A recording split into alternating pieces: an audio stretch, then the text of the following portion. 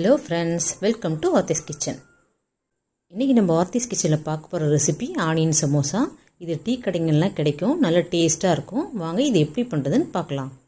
இந்த சமோசா செய்கிறதுக்கு நான் 1 கப் கோதுமை மாவு, 1 கப் மைதா மாவு எடுத்திருக்கேன். நீங்கள் வெறும் கோதுமை மாவு மட்டுமே யூஸ் பண்ணி செய்கிறதா இருந்தாலும் செய்யலாம், மைதா மாவு மட்டுமே யூஸ் பண்ணி செய்கிறதா இருந்தாலும் செய்யலாம், ரெண்டுமே நல்லாயிருக்கும். 1 கப் கோதுமை மாவு போட்டாச்சு. அடுத்தது 1 கப் மைதா மாவு சேர்த்துக்கலாம். இந்த மாவுக்கு தேவையான அளவு உப்பு சேர்த்துக்கலாம். அடுத்தது 2 ஸ்பூன் எண்ணெய் ஊற்றிக்கலாம். எண்ணெய் ஊற்றுறதுனால சமோசா நல்லா கிறிஸ்பாக இருக்கும். இப்போது நம்ம போட்ட உப்பு, எண்ணெய் இதெல்லாம் மாவில் ஈவனாக மிக்ஸ் ஆகிற மாதிரி நல்லா கைகளால் பிசறி விட்டுக்கோங்க. அதுக்கப்புறமா கொஞ்சம் கொஞ்சமாக தண்ணி சேர்த்து பிசைஞ்சிக்கலாம். நம்ம இப்போது தண்ணி கொஞ்சம் கொஞ்சமாக சேர்த்து சப்பாத்தி மாவு பதத்துக்கு நல்லா கெட்டியான மாவாக பிசைஞ்சு வச்சுருக்கோங்க. இப்போது மாவு நல்லா சப்பாத்தி மாவு மாதிரி நல்லா கெட்டியாக பிசைஞ்சாச்சு. இந்த மாதிரி இருக்கணும் மாவு நல்லா கெட்டியாக. பிசைஞ்ச மாவை அப்படியே மூடி வச்சிடலாம். இந்த மாவு அப்படியே 15 நிமிஷம் ஊறட்டும். அதுக்குள்ளே சமோசாவுக்கு உள்ளே வைக்கிற நம்ம ஸ்டஃபிங்கை ரெடி பண்ணிட்டு வந்துடலாம். அடுத்தது ஸ்டவ்வில் ஒரு பேன் வச்சு அதில் 2 ஸ்பூன் எண்ணெய் விட்டுக்கோங்க. எண்ணெய் காஞ்ச உடனே அதில் 1/2 ஸ்பூன் ஜீரகம் சேர்த்து ஃப்ரை பண்ணிக்கோங்க. ஜீரகம் பொரிஞ்ச உடனே கட் பண்ண வெங்காயம் சேர்த்துக்கலாம். நான் 3 வெங்காயம் எடுத்து இந்த மாதிரி நீல வாக்கில் கட் பண்ணி இதில் சேர்த்துருக்கேன். வெங்காயத்தை கொஞ்சம் லைட்டாக வதக்கிக்கோங்க, ரொம்ப வதங்கக்கூடாது. வெங்காயம் சாப்பிடும்போது க்ரன்ச்சியாக இருந்தால் தான் சமோசா நல்லாயிருக்கும். அதனால் ஸ்டவ்வை ஸ்லோவில் வச்சு லைட்டாக வதக்கிக்கோங்க. இப்போது இந்த வெங்காயத்தோட 1/2 ஸ்பூன் நறுக்கின பச்சை மிளகாய், 1/2 ஸ்பூன் இஞ்சி, 1 ஸ்பூன் கறிவேப்பிலை, அப்புறம் 3 ஸ்பூன் துருவின கேரட் இதெல்லாமும் சேர்த்து வதக்கிக்கலாம். இந்த கேரட் கூடவே நீங்கள் துருவின முட்டைக்கோஸ், அப்புறம் துருவின உருளைக்கிழங்கு இது எல்லாமும் கூட சேர்த்துக்கலாம் நீங்கள். அதுவுமே ரொம்ப நல்லாயிருக்கும். இந்த காய்கறிகள் எதுவுமே இல்லாமல் வெறும் வெங்காயம், உப்பு, பச்சை மிளகாய் இது எல்லாமும் சேர்த்து சமோசா செஞ்சால் அதுவும் ரொம்ப நல்லா டேஸ்ட்டாகவே இருக்கும். இப்போ இதை லைட்டாக வதக்கிக்கோங்க.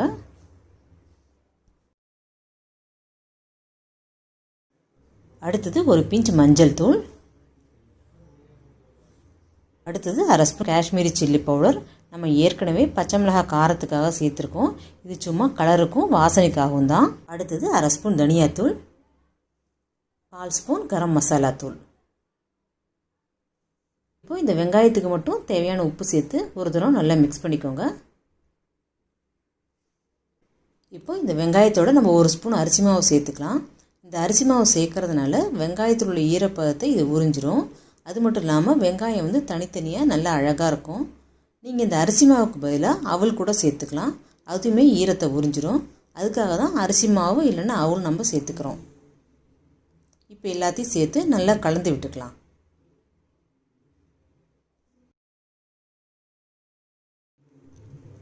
ஃபைனலாக 1 ஸ்பூன் நறுக்கின கொத்தமல்லி சேர்த்துக்கோங்க. இப்போ இது எல்லாத்தையுமே நல்லா கலந்து ஒரு தனியாக ஒரு பவுலில் எடுத்து வச்சுக்கோங்க. இப்போ நம்ம சமோசாவோட ஸ்டஃபிங் ரெடி ஆயிடுச்சு.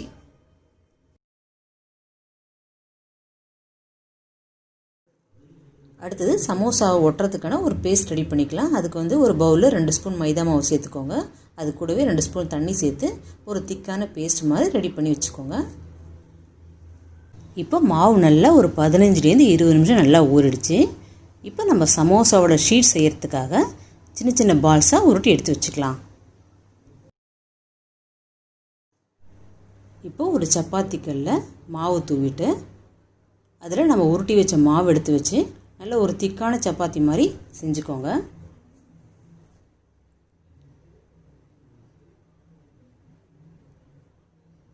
இதே மாதிரியே 3 சப்பாத்தியும் செஞ்சு வச்சுக்கோங்க. சப்பாத்தி ரொம்ப மெல்லிசாக இருக்கணும்னு அவசியம் இல்லைங்க. இப்போது கொஞ்சம் திக்காகவே செஞ்சுக்கலாம்.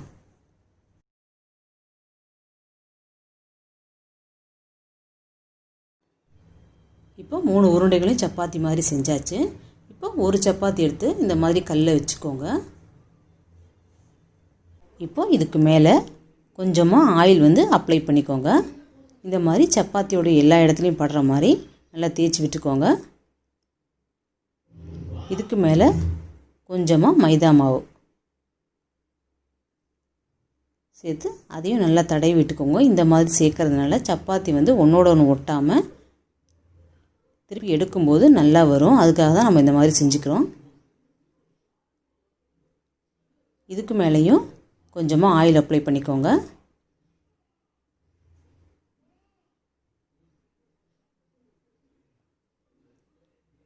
அதே மாதிரி கொஞ்சமாக மைதா மாவு சேர்த்து எல்லா இடத்துலையும் தடவி விட்டுக்கோங்க. இப்போ 3வது சப்பாத்தி எடுத்து மேலே வச்சுக்கோங்க. அவ்வளோதான். இப்போ இதுக்கு மேலே கொஞ்சமாக மாவு தூவி சப்பாத்தி மாதிரி நல்லா திரட்டிக்கோங்க. நல்லா மெல்லிசாக முடிஞ்ச வரைக்கும் திரட்டிக்கோங்க. இந்த கல்லில் செய்ய முடியலனாக்கா நீங்கள் கவுண்டர் டாப்பில் கூட வச்சு நல்லா மெல்லிசாக திரட்டிக்கலாம்.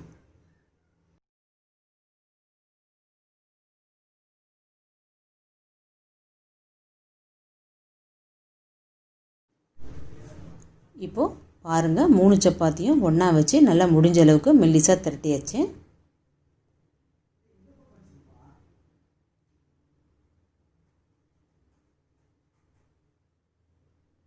அடுத்தது ஒரு தோசை தவாவை ஸ்டவ்வில் வச்சு அது நல்லா சூடு பண்ணிக்கோங்க. எண்ணெய்லாம் எதுவுமே ஊற்ற வேண்டாங்க. இப்போது நம்ம செய்து வச்ச சப்பாத்தியை அதில் போட்டுக்கலாம். இப்போது மேலெல்லாம் இந்த மாதிரி பெபிள்ஸ் வந்தவுடனே நம்ம அடுத்த பக்கம் திருப்பிக்கலாம். அடுத்த பக்கமும் ஒரு நிமிஷம் போட்டுட்டு நம்ம எடுத்துடலாம். இது வந்து ரொம்பலாம் வேகணும்னு அவசியம் இல்லைங்க. இப்போவே பாருங்கள், ஓரங்கள்லாம் பிரிஞ்சிட்டு வருது. இது எடுத்து பிளேட்டுக்கு மாற்றிக்கலாம். இந்த மாதிரி கொஞ்சம் பொறுமையாக ஒன்று பிரித்து எடுத்திங்கன்னா அழகாக எடுத்துடலாம். இப்போது 2வது லேயர் பாருங்கள் எவ்வளோ மெல்லிசாக இருக்குன்னு, நல்லா எடுக்கவும் வருது. இந்த மாதிரி நல்ல மெல்லிசாக வரணும். இது 3வது லேயர். நம்ம தனித்தனியாக எடுத்த லேயர்ஸை இந்த மாதிரி எடுத்து வச்சுக்கோங்க. அதோட ஓரங்கள்லாம் கட் பண்ணிவிட்டு ஸ்கொயர் ஷேப் வர்ற மாதிரி கட் பண்ணிக்கோங்க. இப்போ ஓரங்கள்லாம் தனியாக எடுத்துருங்க.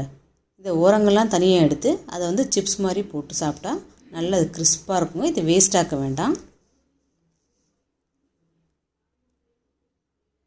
இப்போ நம்ம சமோசா செய்கிறதுக்கான சமோசா ஷீட் வந்து ரெடி ஆயிடுச்சு. இதை வந்து நம்ம செஞ்சு ஸ்டோர் பண்ணி கூட வச்சுக்கலாம்.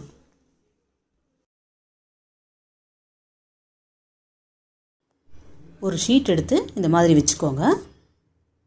அதில் ஒரு ட்ரையாங்கிள் ஷேப் வர்ற மாதிரி மடிச்சுக்கோங்க.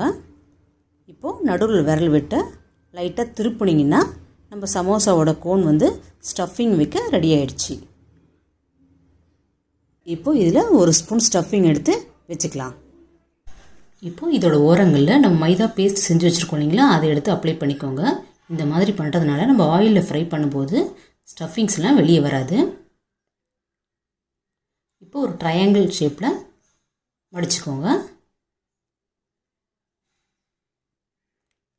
இதே மாதிரி எல்லா சமோசாவையும் செஞ்சு வச்சுக்கோங்க. இந்த மாதிரி எல்லா சமோசாவையும் செய்து ரெடி பண்ணி எடுத்து வச்சுக்கோங்க. அதுக்கப்புறமா எண்ணெயில் போட்டு பொரிச்சு எடுத்துக்கலாம். ஸ்டவ்வில் ஒரு கடாயை வச்சு எண்ணெயை சூடு பண்ணிக்கோங்க.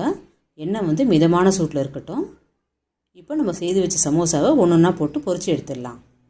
இந்த மாதிரி சமோசாவை 2 பக்கமும் திருப்பி விட்டு நல்லா பொன்னிறமானோன்னு எடுத்துடலாம். பாருங்கள் எவ்வளோ நல்லா கிறிஸ்பாக இருக்குன்னு. நல்ல சூடான கிறிஸ்பான ஆனியன் சமோசா ரெடி ஆகிடுச்சு. நீங்களும் உங்கள் வீட்டில் இதே மாதிரி ட்ரை பண்ணி பாருங்கள். இந்த ரெசிபி உங்களுக்கு பிடிச்சிருந்தால் லைக் பண்ணுங்கள், ஷேர் பண்ணுங்கள். மறக்காமல் ஆர்த்திஸ் கிச்சனை சப்ஸ்கிரைப் பண்ணிக்கோங்க. தேங்க்யூ.